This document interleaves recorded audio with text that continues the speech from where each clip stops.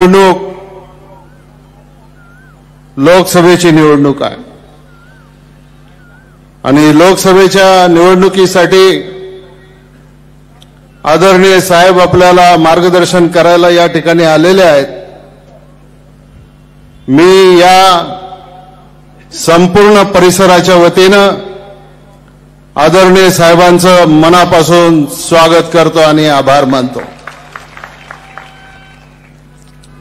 साहेब आपले आभार याच्यासाठी सुद्धा की आपण डॉक्टर अमोल कोल्हेंच्या सारखा एक कर्तबगार उच्च विद्याविभूषित या शेजारच्याच भूमीमधला आणि सर्वांना हवाहवासा वाटणारा उमेदवार या लोकसभेला आपण दिलेला आहे। ही सगळी जनता इथे साक्ष आहे। उमेदवार एकदा गावात गेला तर गाडीतून उतरायच्या आधीच कोणाच्या तरी खांद्यावर बसलेला असतो। सभा संपली की आमच्या सगळ्या माय भगिनी सेल्फी काढायला तयारच असतात। त्यांचे विचार ऐकले की खरोखर हा उमेदवार आमचे प्रश्न संसदेमध्ये मांडेल, आम्हाला न्याय मिळवून देईल याची संपूर्ण खात्री ही आपल्याला या ठिकाणी झालेली आहे। मी आपल्याला सगळ्यांना आठवण करून देऊ इच्छितो की आपला आजचा जो परिसर आहे, जुन्नर, आंबेगाव, खेड, शिरूर, हाच परिसर 40 वर्षापूर्वीचा परिसर, दुष्काळी असलेला परिसर आणि या परिसरामध्ये गेल्या 30-40 वर्षामध्ये आदरणीय पवार साहेबांच्या प्रयत्नामुळे, त्यांच्या सहकार्यामुळे आज आपला सगळा परिसर सुजलाम सुफलाम झालेला आहे। आपली सगळ्यांची स्थिती बदललेली आहे। आपली मुलं बाळं शिकायला लागलेली आहेत। आपलं राहणीमान बदललेलं आहे आणि हे सगळं घडलं हे फक्त आदरणीय साहेबांच्यामुळे या ठिकाणी घडलं। हे तुमच्या आणि माझ्या प्रत्येकाच्या लक्षामध्ये त्या ठिकाणी असलं पाहिजे। साहेबांनी तर आपल्यासाठी सगळं केलं, परंतु थोडीशी एक खंतही मनामध्ये आहे की ज्या ज्या वेळेला विधानसभेची निवडणूक झाली त्या वेळेला सलग 6 वेळा तुम्ही या परिसरामधून साहेबांच्या आवडीचा, साहेबांच्या पसंतीचा, साहेबांनी दिलेला उमेदवार त्या ठिकाणी निवडून पाठवला।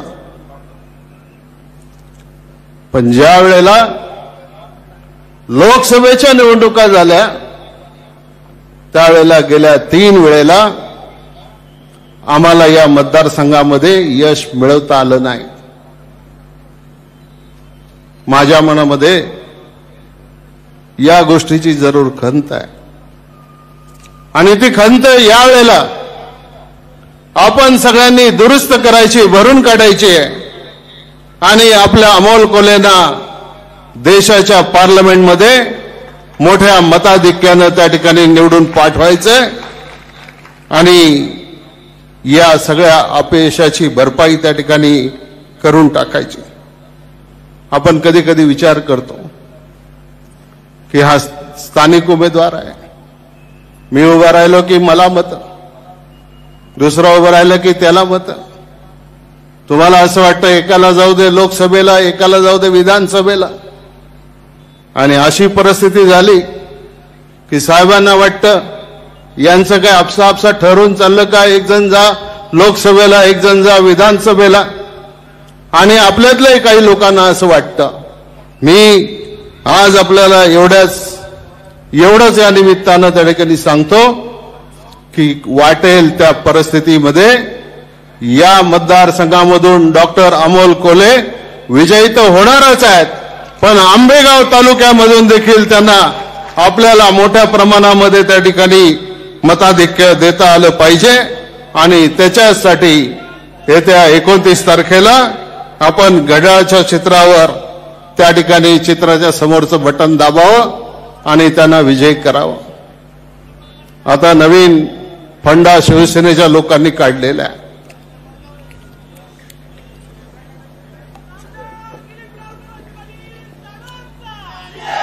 शिवसेनेच्या लोकांनी नवीन फंडा काढलाय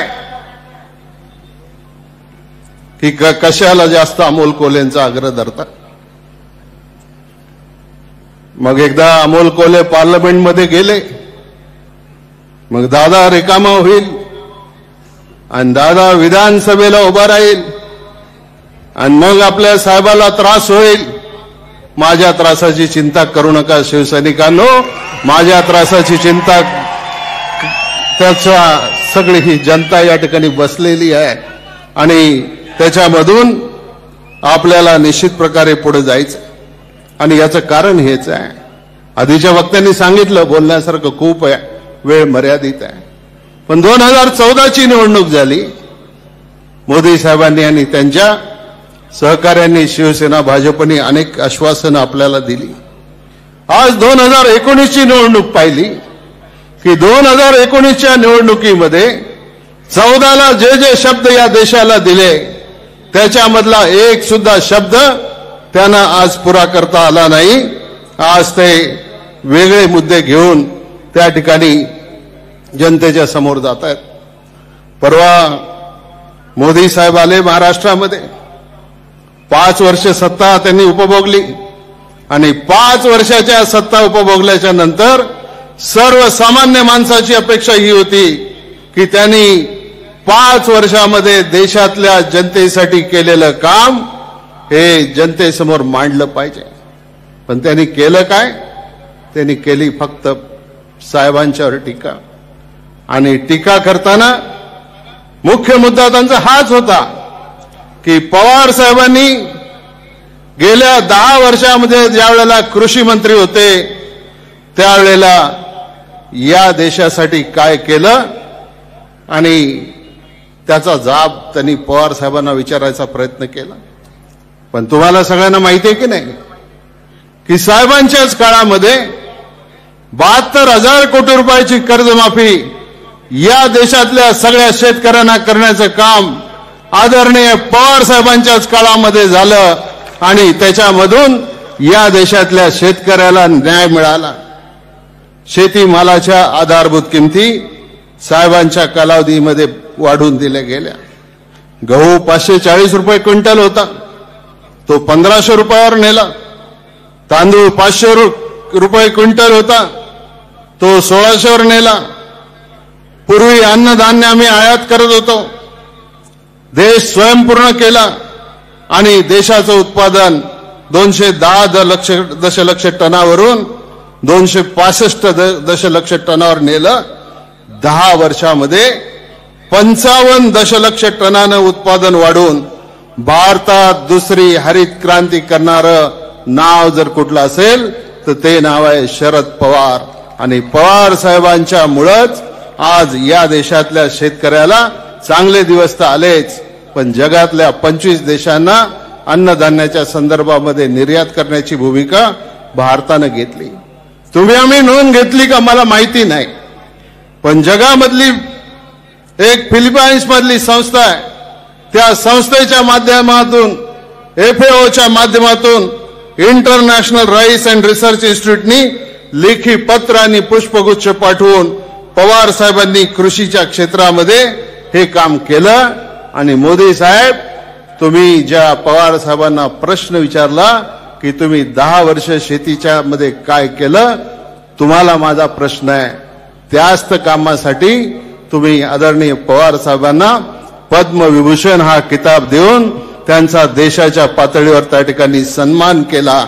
आणि तो सन्मान याच्यासाठी होता, ज्या ज्या वेळेला परिस्थिती निर्माण झाली त्यावेळेला शेतमालाला निर्यातीसाठी परवानगी दिली.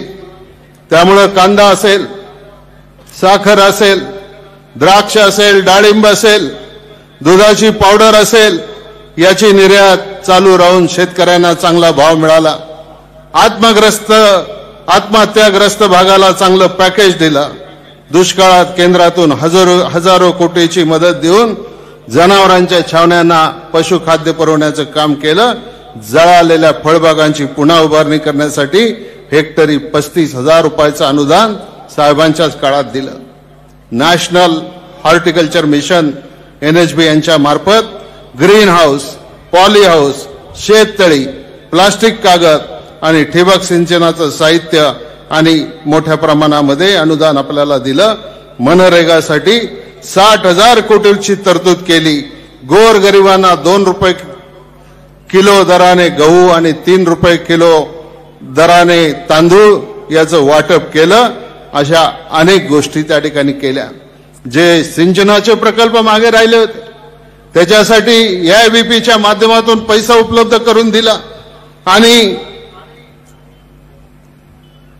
एवढं मोठं काम केलेलं असताना देशाचे पंतप्रधान महाराष्ट्रामध्ये येऊन साहेबांना विचारतात, तुम्ही शेतीच्यासाठी काय केलं?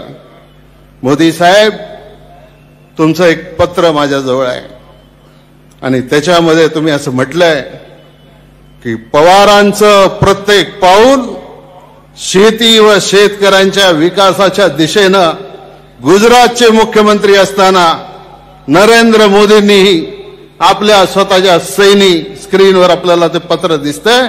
हे पत्र त्यांनी पवार साहेबांना त्या ठिकाणी पाठवलं आणि पवार साहेबांचा गौरव त्या ठिकाणी करण्याचं काम या देशामध्ये आणि राज्यामध्ये केलं. आणि म्हणून ही निवडणूक महत्वाची आहे. देशामध्ये एक आघाडी घडते, सगळे पक्ष एकत्र येत आहेत.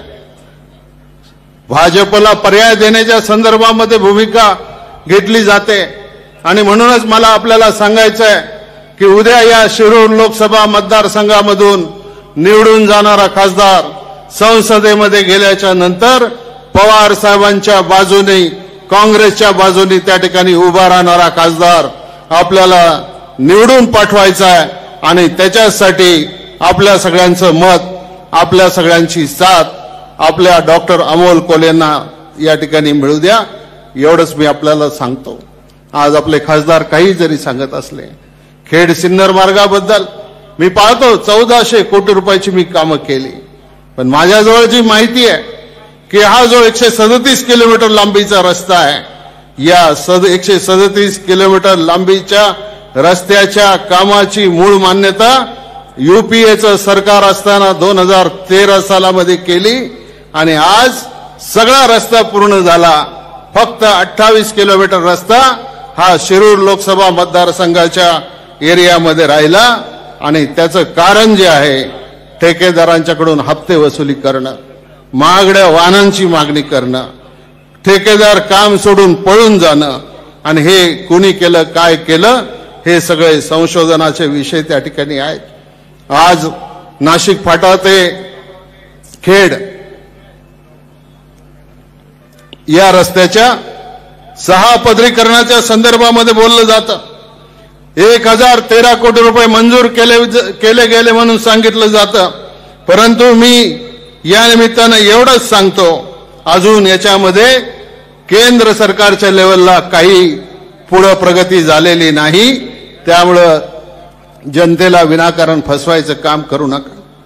पुणे नाशिक रेल्वेच्या संदर्भामध्ये बोललं जातं. मला अभिमान या गोष्टीचा आहे की आदरणीय साहेबांनी मला या राज्याचा अर्थमंत्री म्हणून काम करायची संधी दिली. मी 2009च्या विधानसभेच्या आधी राज्याचा अर्थसंकल्प मांडला होता. त्यावेळेला 4 जून 2009 रोजी अर्थमंत्री या नात्यानं विधानसभेमध्ये अर्थसंकल्प सादर करताना पुणे नाशिक रेल्वे मार्गासाठी राज्य शासन 50% हिस्सा उचलेल ही कमिटमेंट ज्यावेळेला महाराष्ट्र सरकारने दिली, त्याच वेळेला पुणे नाशिक रेल्वेच्या कामाला त्या ठिकाणी पुढे प्रगती त्या ठिकाणी मिळाली.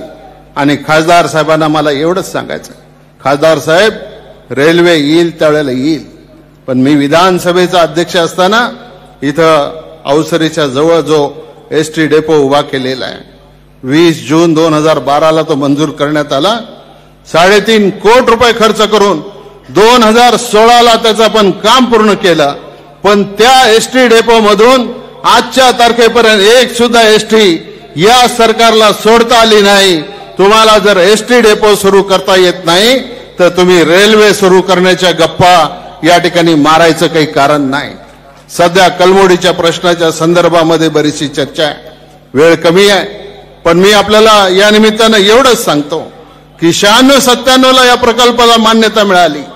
2010 ला कलमोडीचं धरण बांधून पूर्ण झालं.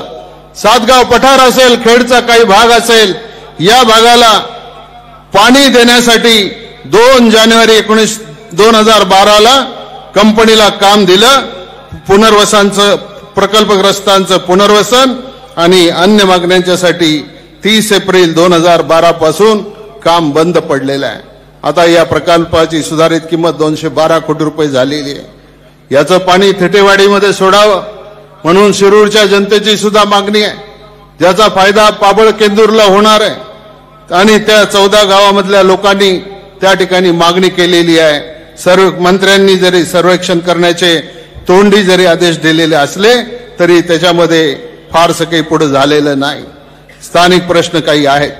आज जसा सातगाव पठारचा प्रश्न आहे, आज जसा केंदूर पाबळच्या परिसरातला प्रश्न आहे, तसाच आज आमच्या आदिवासी भागातल्या जनतेची सुद्धा अपेक्षा आहे की इथून पाणी आम्हाला आदिवासी बांधवांना सुद्धा त्या ठिकाणी मिळालं पाहिजे आणि त्याच दृष्टिकोनातून पुढे जाण्याच्या संदर्भातली भूमिका आपल्याला करायची आहे. मी आज या निमित्तानं आपल्याला एवढंच सांगू इच्छितो की आपण सर्वजण आज या निमित्तानं या ठिकाणी उपस्थित झालेला आहात. विकास कामांचा ओघ तर चालूच आहे. साहेबांनी आपल्याला काही कमी पडू दिलं नाही, परंतु या पुढच्या काळामध्ये या तालुक्याच्या आणि या शिरूर लोकसभा मतदारसंघाच्या संपूर्ण परिसरामध्ये दिल्लीमध्ये विकासाची कामं घडवून आणण्यासाठी डॉक्टर अमोल कोल्हे यांच्यासारख्या एका कर्तबगार तरुणाला आपण पक्षाच्या तर्फे उमेदवारी दिलेली आहे. त्यांना आपण सगळ्यांनी घड्याळाच्या पुढचं बटन दाबून मोठ्या मताच्या संख्येनं विजयी करावं अशी विनंती मी आपल्याला सगळ्यांना करतो आणि आपली रजा घेतो. जय हिंद, जय महाराष्ट्र.